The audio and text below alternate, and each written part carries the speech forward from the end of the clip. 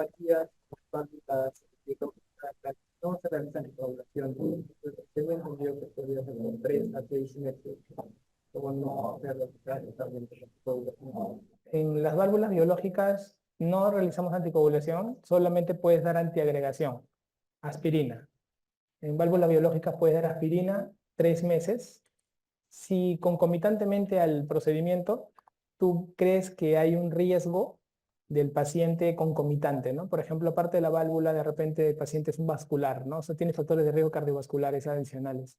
Pero si tú no quieres darle nada, tampoco le das. O sea, no está obligado darse antiagregación por válvula biológica, ¿sí? No es obligatorio. Pero es una indicación antigua. Antiguamente es como que válvula biológica, 3 meses aspirina, ¿sí? Ahorita no. No tiene sentido. Ahorita.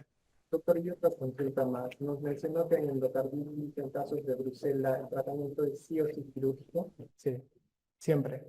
Justo también me acuerdo de la clase de infectología, le preguntaron al doctor y mencionó que no necesariamente, que primero podría dar tratamiento con antibióticos, posteriormente. Brucela siempre es cirugía. No, Brucela siempre es cirugía. O sea, en válvula sí. En otro, de repente, Brucela y grupo Hackett terminan en cirugía porque el tema de la... Justo un doctor vino a hacerme una consulta.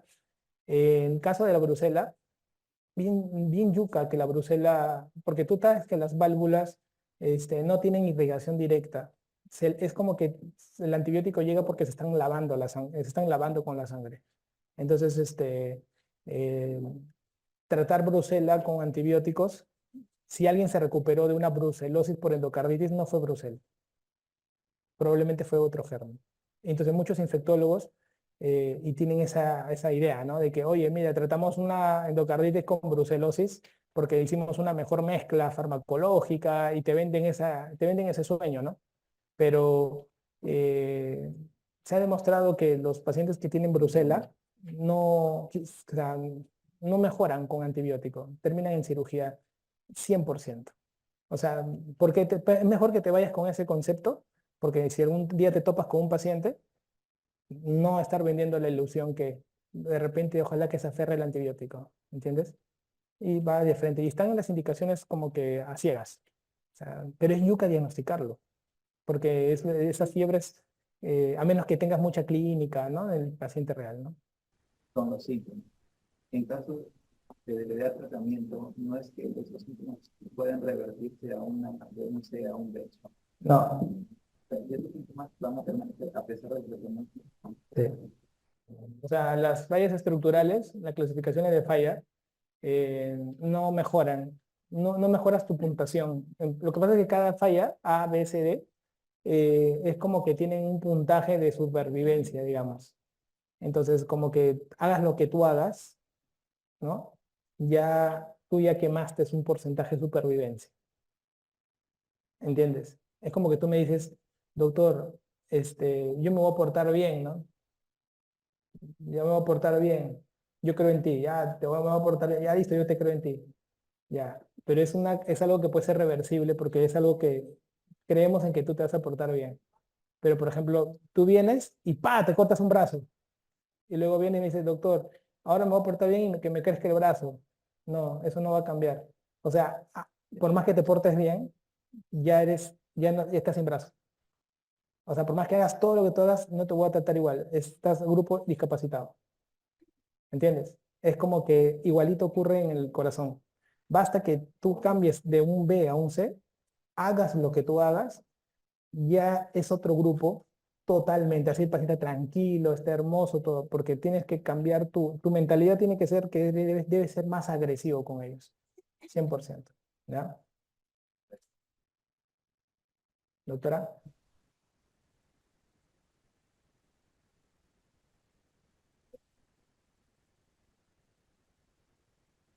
válvula mecánica y tiene y ya, correcto. ¿Cómo manejarlo?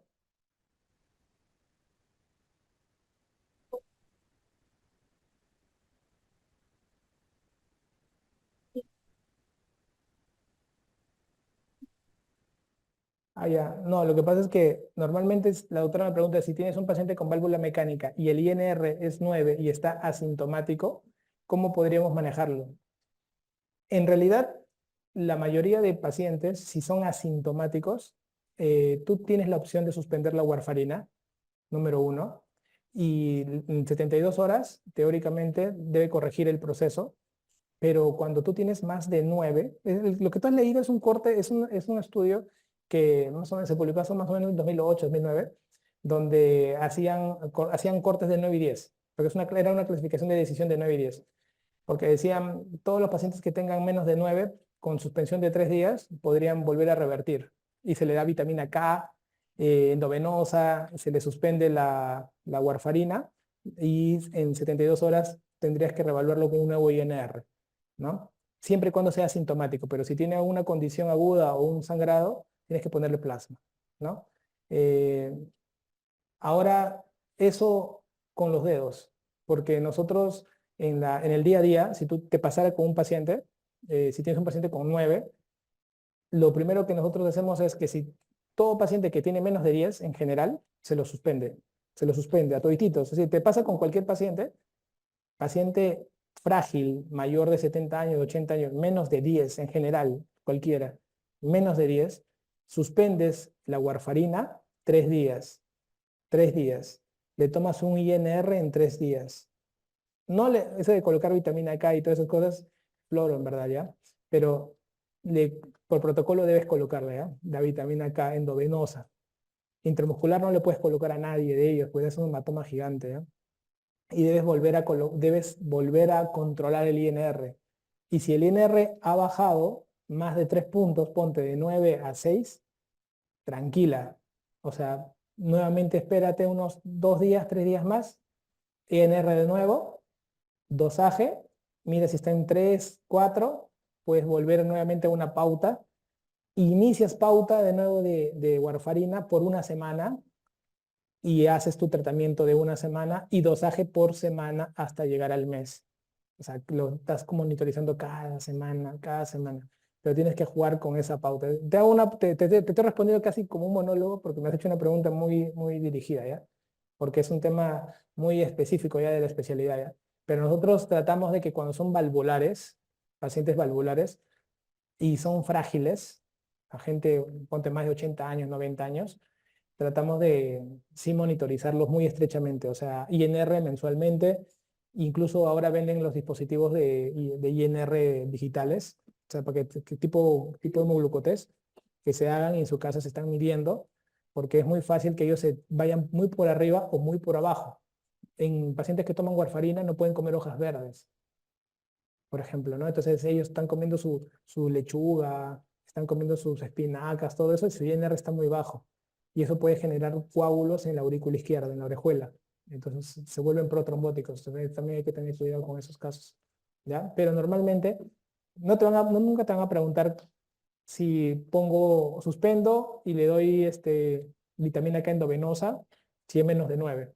Lo único que te van a preguntar a ti es un caso de sangrado con un INR alto, para que le metas plasma.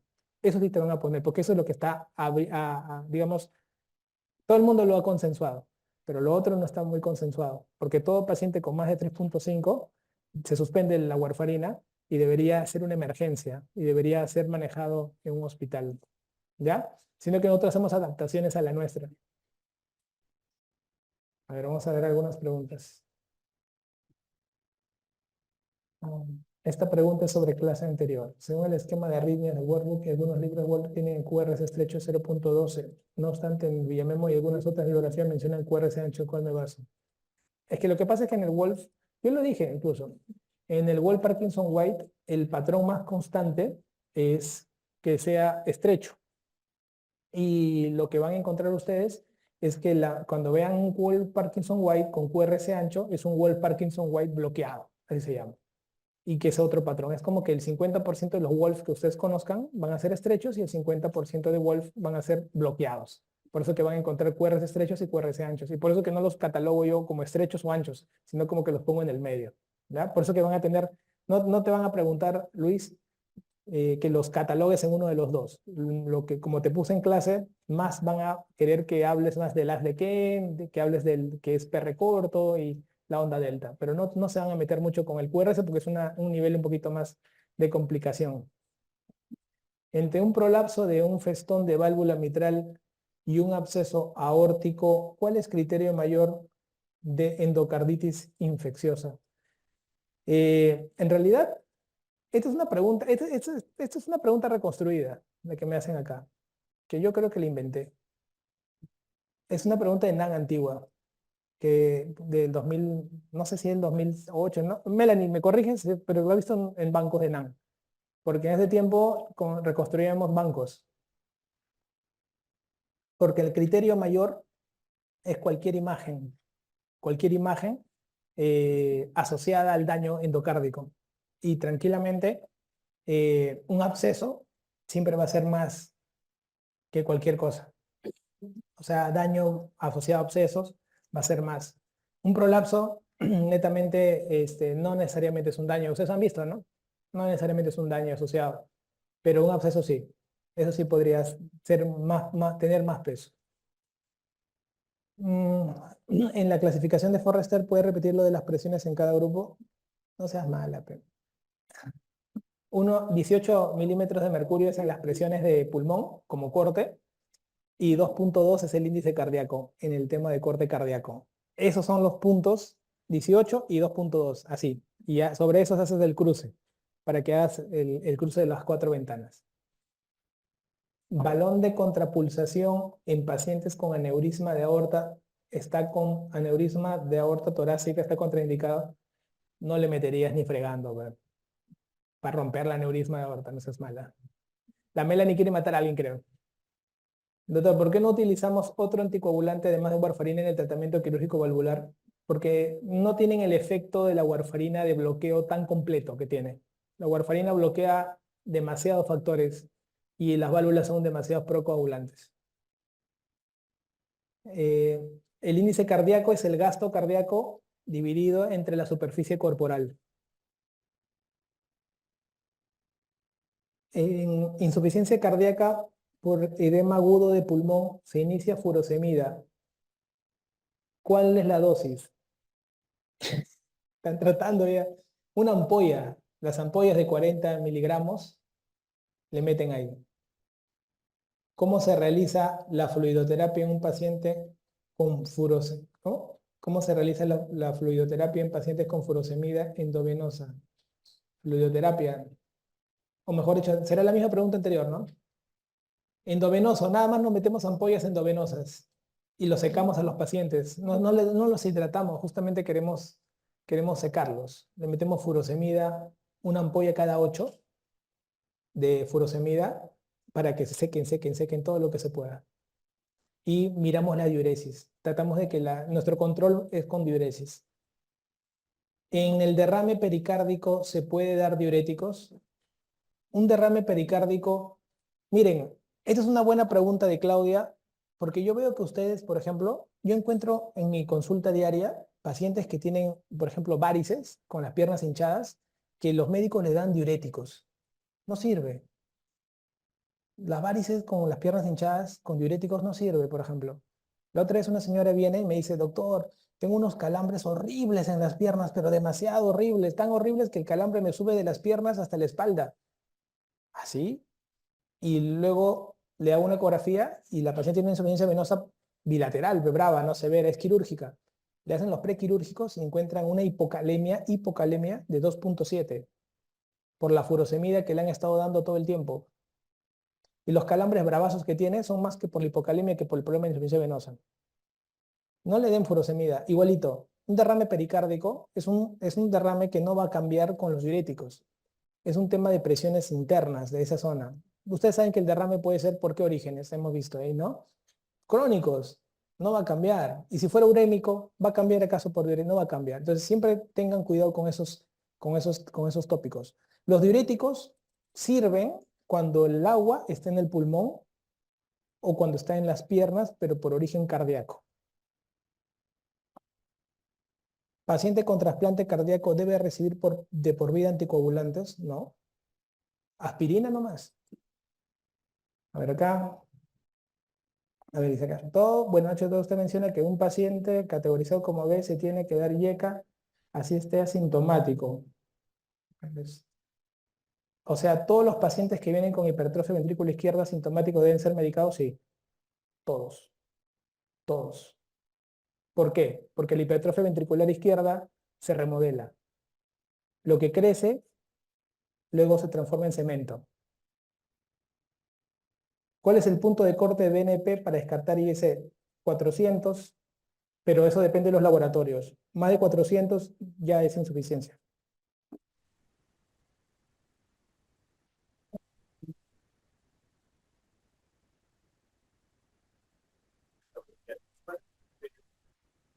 No.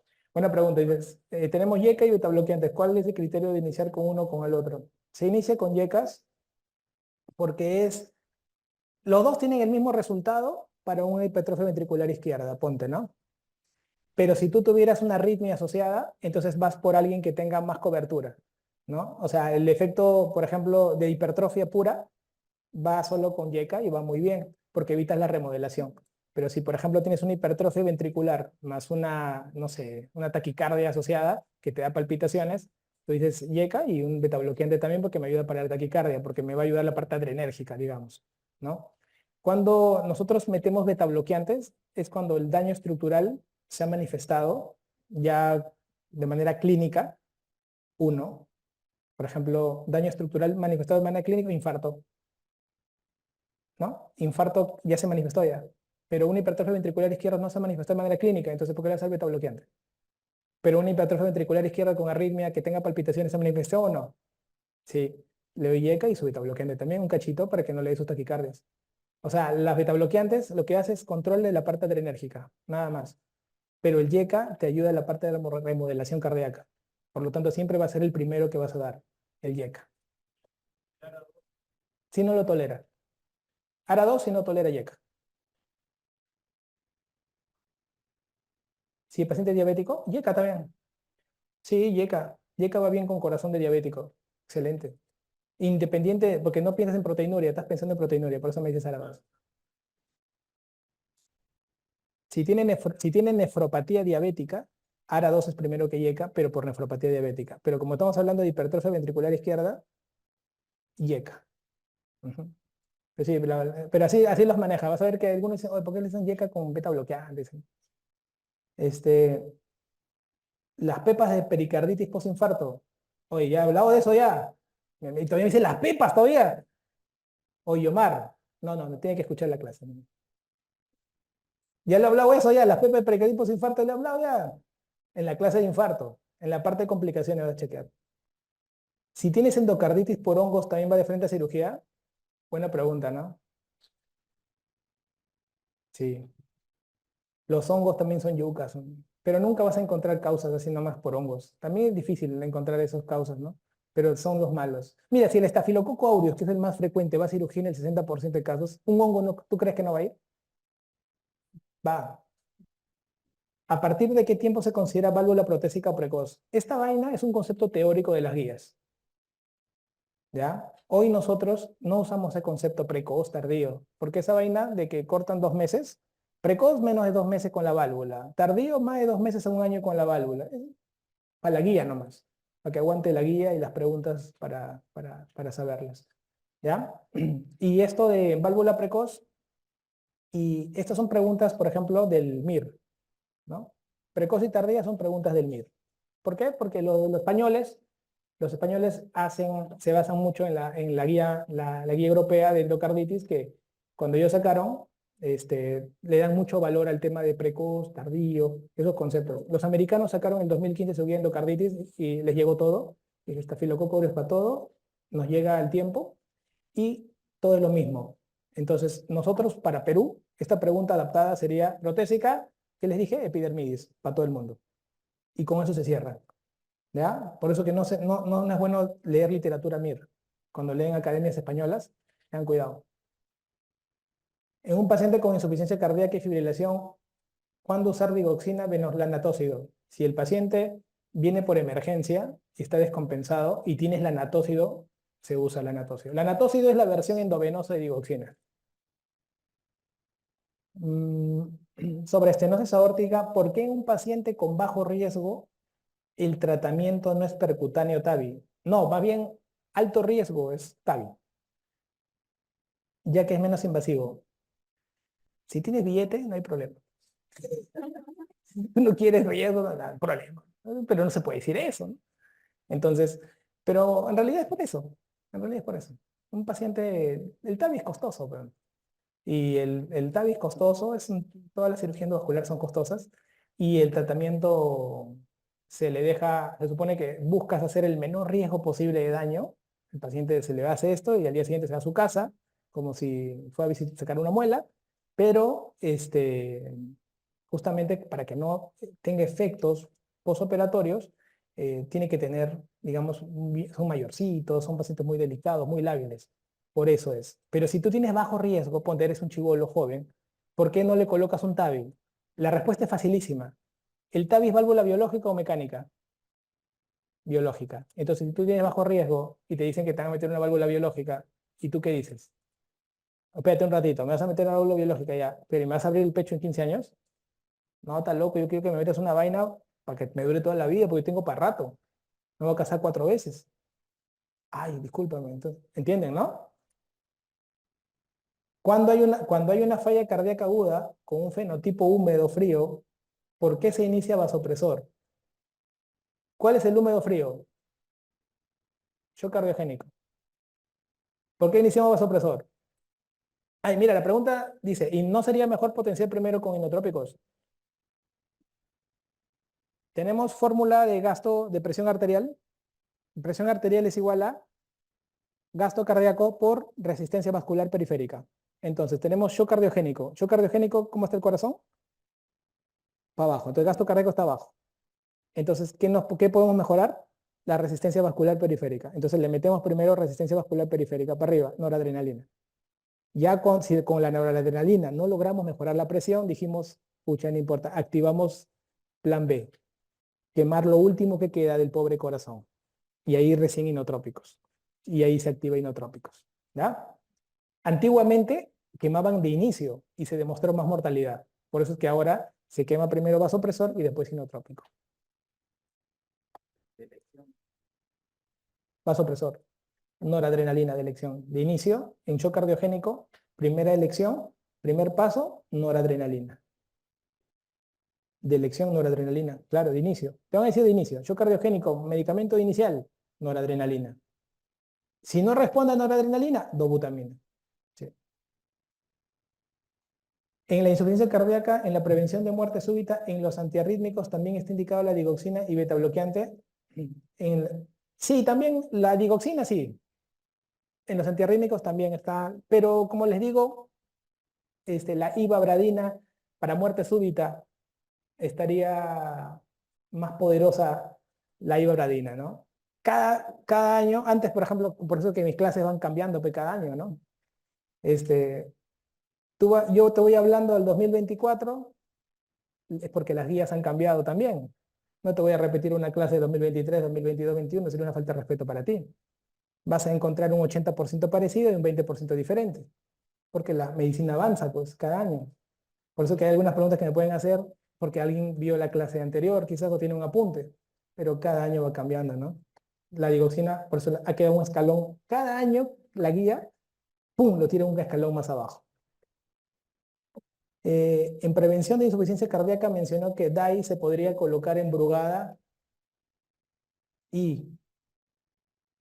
¿Cómo? Ah, quiere que complete. O se pasa, ¿no? Completar, pon algo que dije. Me agarró así. Ah, miocardiopatía hipertrófica obstructiva. Podría, lo de prolapso se da por depósito de paransulfato, dermatansulfato. Doctor Meneses, ¿en la insuficiencia cardíaca derecha o izquierda tienen relación con el tipo de gasto cardíaco o son clasificaciones diferentes? Son clasificaciones diferentes.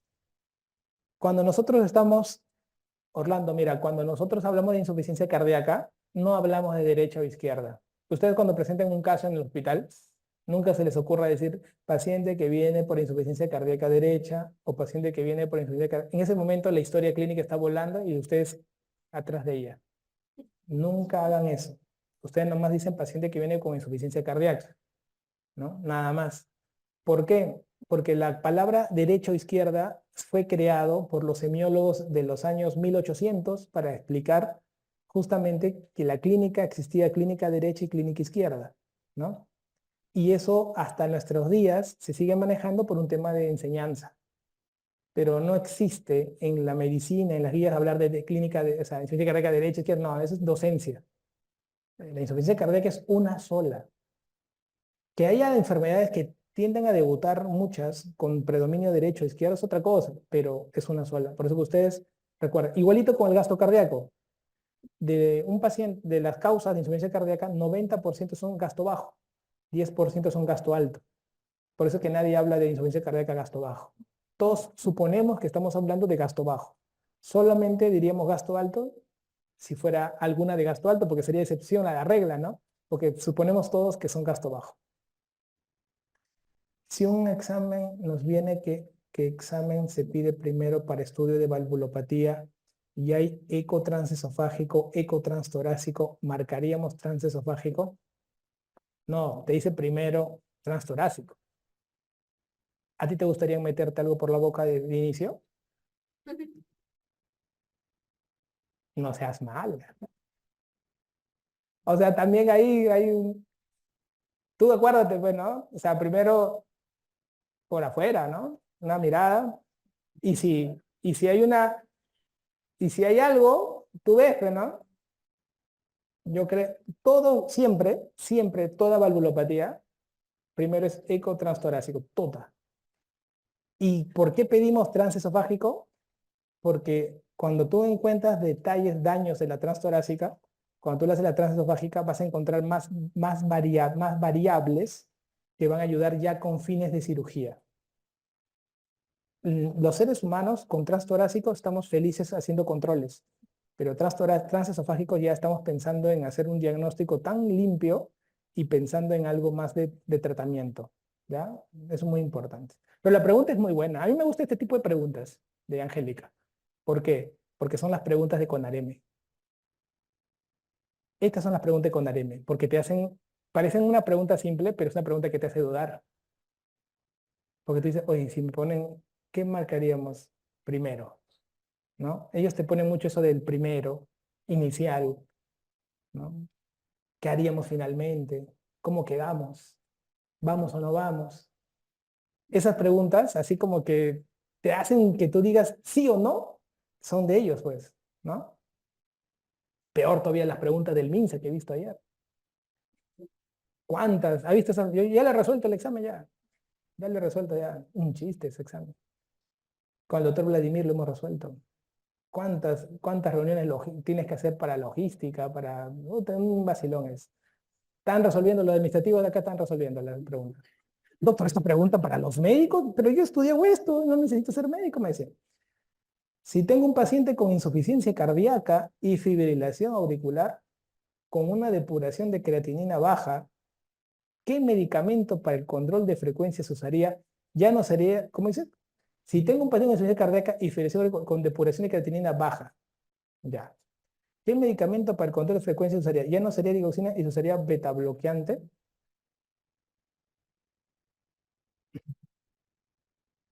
Quiere guiarnos el tratamiento, ¿no? En realidad, mira, si tú tienes un paciente con fibrilación, insuficiencia, la pregunta que te van a hacer es, para frecuencia es, siempre marca beta bloqueante, hasta demostrar lo contrario, luego calcio antagonista y luego digitálico. Este paciente no tiene ninguna contraindicación, así entre nos, para el uso de beta bloqueante, o sea, para el control de frecuencia, no la tiene. Entonces, mi pregunta sería, ¿por qué pensar en usar digoxina? O sea, ¿por qué pensó en usar digoxina? No, pero ¿por qué? Si tiene insuficiencia cardíaca. O sea, ¿entienden, no? Es una insuficiencia cardíaca. O sea, hablar solo de insuficiencia cardíaca No es sinónimo de usar digoxina. ¿Sí? Congestiva, claro. O sea, si te ponen esa pregunta, es beta bloqueante la clave. No tiene contraindicación. Entonces, la pregunta sería, mi pregunta de Jan es, ¿por qué pensaste por qué dudarías con digoxina, ¿no? Digoxina no sería una alternativa. Tu pregunta hubiera sido, paciente con insuficiencia cardíaca congestiva y fibrilación auricular con depuración baja, ¿no? De creatinina. Y cuando hablen de depuración baja, corten menos de 30, porque menos de 30 son los cortes para todas las preguntas de examen, donde todos te ponen a pensar mil cosas, porque menos de 30 todos los fármacos tienden a ser más nefrotóxicos, ¿sí? Entonces, y ahí tú dirías, ¿no? Y no tengo el tema del digitálico, ¿no? ¿Cómo haría para controlar la frecuencia, ¿no? Entonces, ¿el betabloqueante te eleva el potasio o no? Te eleva el potasio, ¿no? ¿Calcio antagonista te eleva el potasio o no? Esa apuntaría al calcio antagonista, ¿ya? ¿Cómo puedo diferenciar un caso de miocardiopatía hipertrófica de un prolapso de válvula mitral en una pregunta? Buena pregunta.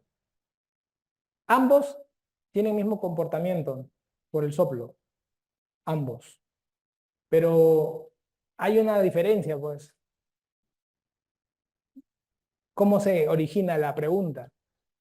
Para que alguien te pregunte, no hemos llegado a miocarditis, por eso que no quiero adelantarme, porque eso se habla en miocardiopatías. ¿Cuál es el paciente robot de la miocardiopatía, no? Es distinto al paciente robot del prolapso, pues. O sea, se basa en eso, ¿no? Porque yo cuando hable de miocardiopatía hipertrófica, te voy a hablar, por ejemplo, en la clínica, el tipo de paciente. Solo hay dos tipos de pacientes que te podrían preguntar, ¿no? Uno, alguien que haya tenido alguna herencia de muerte súbita, porque es genética autosómica dominante, o que tenga un tipo de diagnóstico ecocardiográfico, ¿no? Con una asimetría hipertrófica de septum. Entonces, eso te podría llevar de la mano para que tú marques miocardiopatía hipertrófica. ¿Ok? El prolapso, lo que te he mencionado, ¿no? Así sencillamente. Por el tema clínico, por el soplo no vas a poder diferenciarlo solo escuchándolo, ¿sí? Pero sí por esas condiciones clínicas que les acabo de decir. Esto ya lo respondí. Mm, En TAVI, aspirina nomás. Como es biológica, le dan aspirina 3 meses. ¿Cuál es el examen ideal para diagnóstico de valvulopatía CUAC?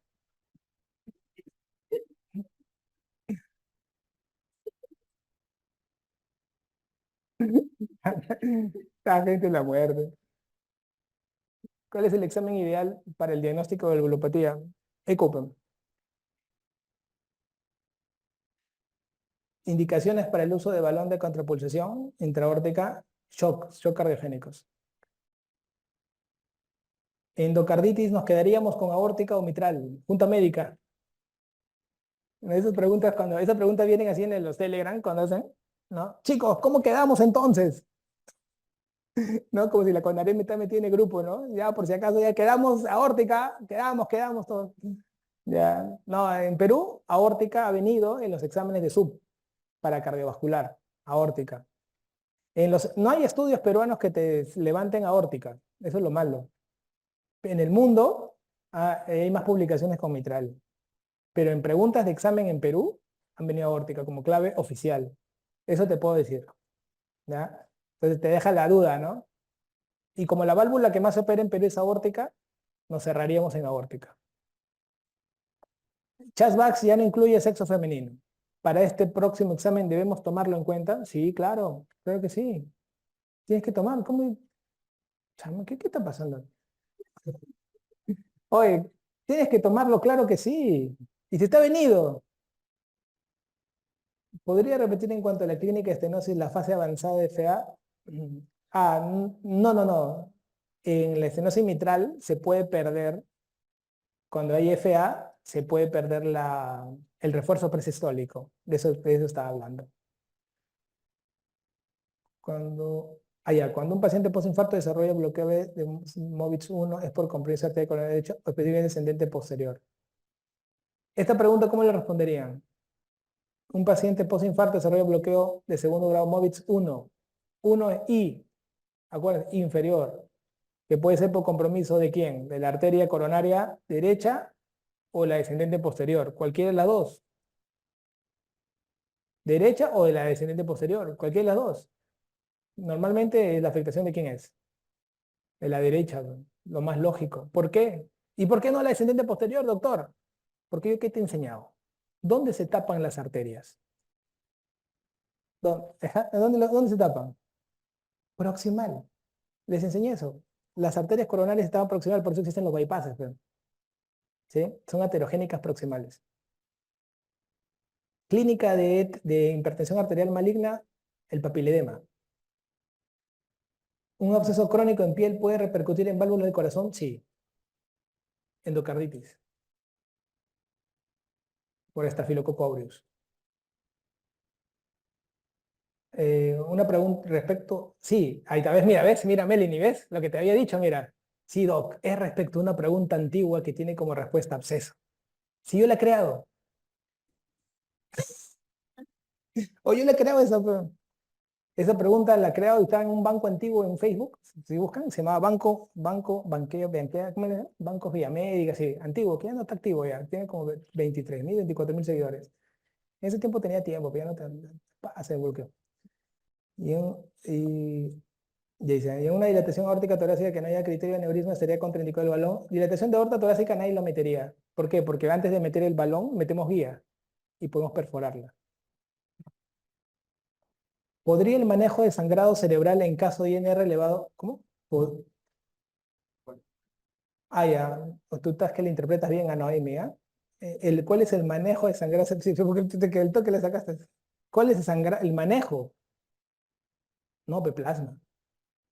Claro, pero cualquier sangrado del cuerpo que venga con el tema de las válvulas, plasmazo. O sea, no pierdan tiempo y lo meten a sala de acuerdo a los criterios que tenga pues, con neurocirugía, ¿no? ¿En taponamiento cardíaco se intuba al paciente también? No. Si lo intuba, lo matas. ¿Por qué crees? Sheila, vamos a salvar tu paciente, mira. ¿Por qué? ¿Por qué?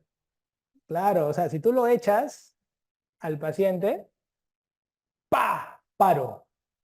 Un taponamiento, exacto, un taponamiento está prohibido echarlo. Tiene que estar en 45 grados. Si tú lo echas, lo matas. O sea, si tú lo echas para intubar, lo mataste ya. Y ya muerto el paciente, y tú quieres hacer pericardio, bien, lo logré. Ya no hay ya. En prevención de insuficiencia cardíaca mencionó que DAI se podría colocar en Brugada. Esa es lo mismo, ¿no? Esta que repite, creo. ¿En qué caso puede darse dinitrato y sorbide? Esa es isquemia coronaria. ¿Por qué en paciente hipertenso de larga data, como 30 años, los valores de sus presiones se normalizan o se vuelven hipotensos por insuficiencia cardíaca? Esa es una pregunta buena. ¿No les ha pasado? En tal caso, se sigue dando antihipertensivo estando en valores de 100. No, tiene que corregirse, pero lo vas a hipotensar más. ¿Sí? Muchos pacientes hipertensos, con el tiempo, caen con el paso del tiempo, muchas veces por esto, por la insuficiencia cardíaca. Sí, es la verdad, es por eso.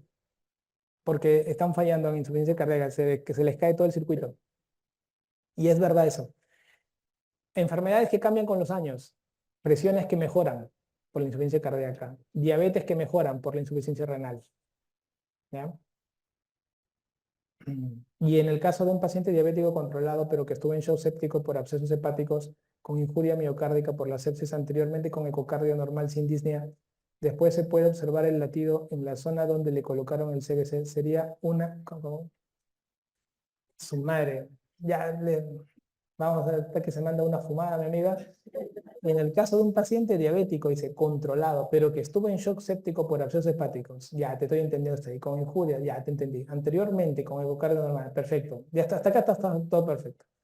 Después se puede observar el latido en la zona donde le colocaron el CBC. Sería una... ya, le está observando el latido aquí.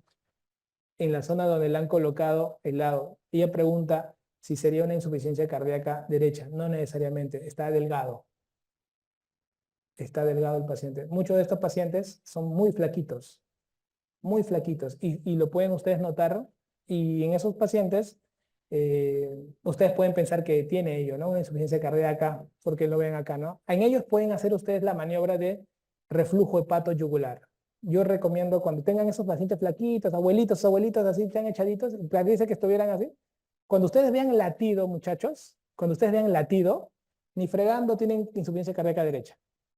Ni fregando, porque cuando tienen insuficiencia cardíaca derecha, bien, el latido no se ve, se va hasta arriba y se pierde y no ven latido.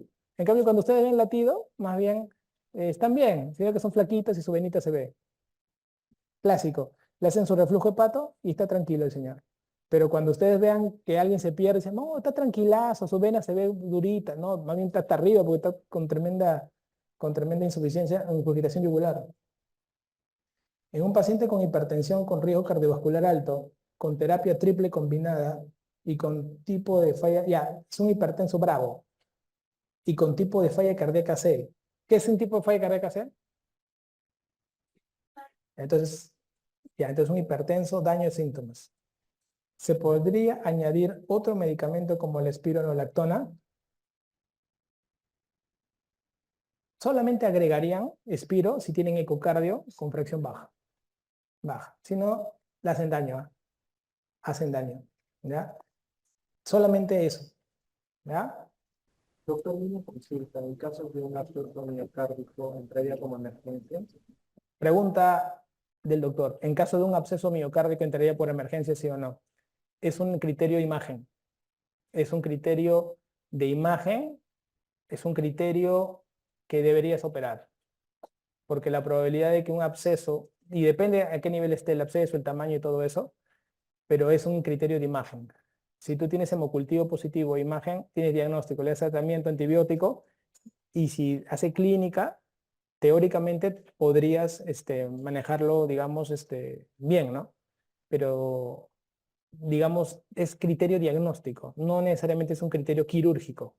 Pero si el absceso que tú tienes diagnóstico no responde al tratamiento médico, puedes entrar a criterio quirúrgico.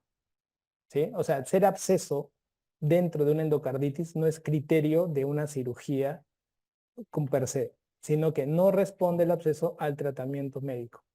¿Sí? Es el concepto.